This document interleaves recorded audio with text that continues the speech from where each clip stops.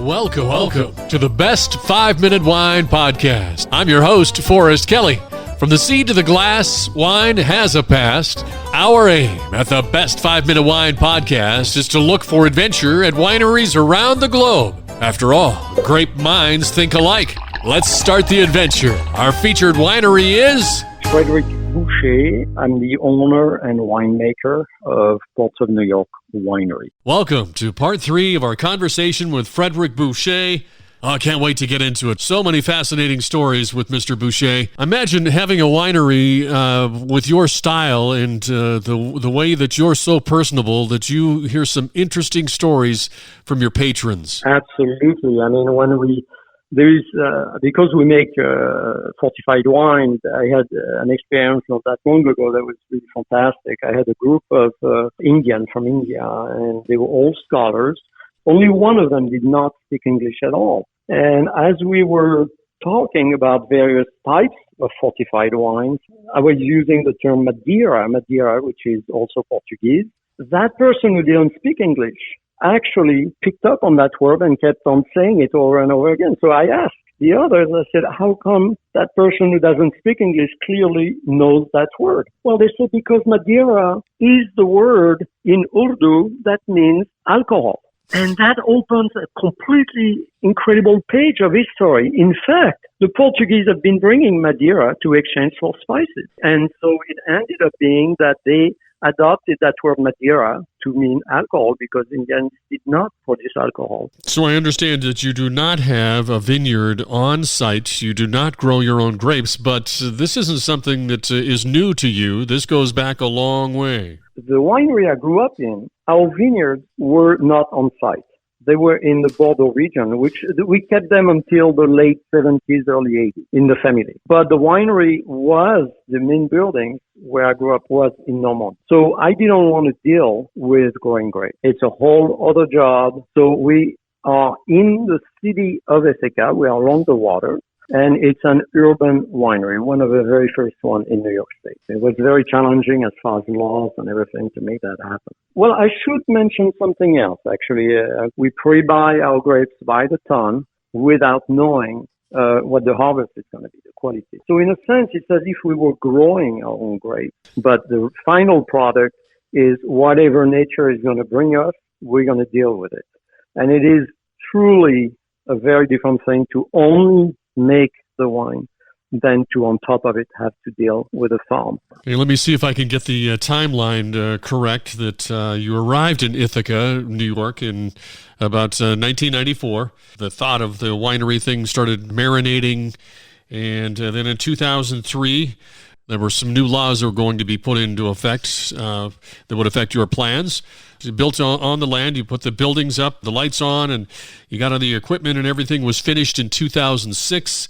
And then 4 years later, you opened in 2010, and you started making the port, because that takes what you were telling me, a 4-year minimum. So from 1994 to 2010, almost 16 years, you poured your money into this, so you've got to have some money if you want to start a wine business. As I always say to everybody, either you have a lot of money, keep your job.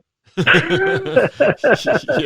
And that's exactly what we did. We stayed really tight and focused and invested little by little in this whole thing, and very carefully. I mentioned this before, but it still amazes me because I just love people that are so well-rounded and accomplished. But if you go to the website at portsofnewyork.com, and you'll see that the buildings there Mr. Boucher has built are very authentic, and you couldn't tell that it was freshly built. Yes. Yeah, absolutely. I love building things the way we like to have them. You know, we are not afraid to do it and take it down and redo it if it's needed, if we like it better another way. So we take our time and do it. You know, because we have two types of customers. I mean, you have I mean, there are several, but let's say the two basic wines are the ones who want to come just for tasting and the ones who want to have a full experience. And it's very hard to accommodate both at the same time. So most of the time, people who come just for tasting end up benefiting from the full experience. Yes, benefiting from the whole experience is the goal.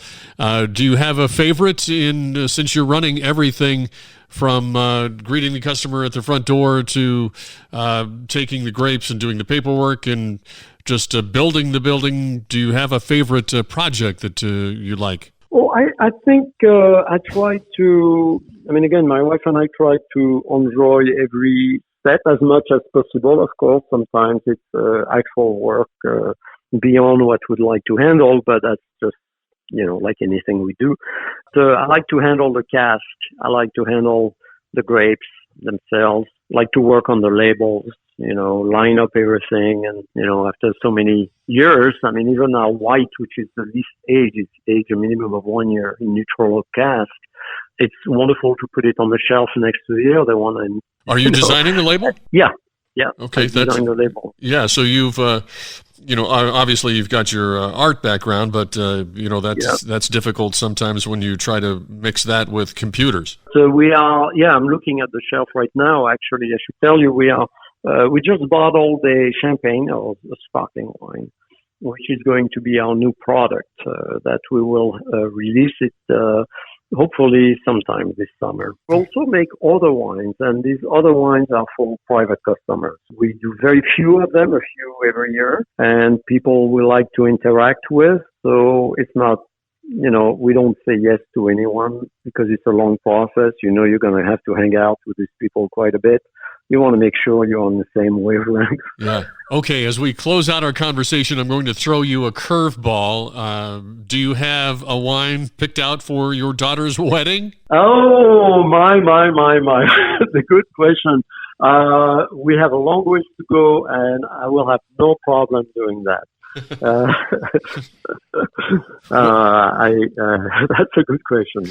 Okay, let's get your contact info out there. Ports of New York, PORTS of New York, fully spelled.com. On the phone, 607-220-6317. And most of the time, I'm the one who answers. Thank you for listening. I'm Forrest Kelly. This episode of the Best 5-Minute Wine Podcast was produced by Ithaca. If you like the show, please tell your friends and pets and subscribe. Until next time, pour the wine and ponder your next adventure. Hi, before you go, we have exciting news. The Best 5-Minute Wine Podcast has teamed with a breakthrough technology and added a new feature on our website that's bound to elevate your podcast experience. Here is where we need your help. Trying to remember something from an episode? Don't worry. Search for it, and we will find it for you. Have you ever thought you could just ask questions and chat about the episodes as if you were talking to me? Well, now you can. That's right. Our episodes are now interactive, and they're waiting to have a conversation with you. Jump into a chat with our podcast, and let's get the conversation started. Try it out, and tell us what you think. Click on the banner at the top of the website, thebestwinepodcast.com, to try it.